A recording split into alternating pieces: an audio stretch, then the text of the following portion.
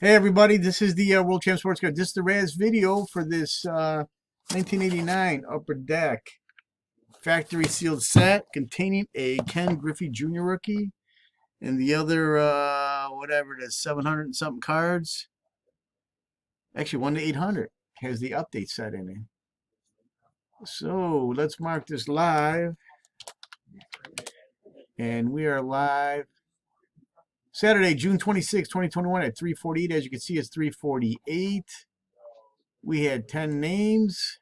Dan Snyder on top, Chris Martin on the bottom. I'm going to drop them in the randomizer. We're going to roll the dice. Dan Snyder, Chris Martin. Has to be 5 or higher. We're going to go 9 times. Good luck, everybody. This is a nice set. 1, 2, 3, 4, 5, 6, 7, 8. Ninth and final round. Name on top's going to get this Griffey Jr. Upper Deck rookie set, and the winner is Dan Snyder in the 9th spot. So there you go, Dan. Let's mark this done. And we are done. 349, 349, and that was Dan Snyder in the 9th spot. Thanks, guys. Do appreciate it.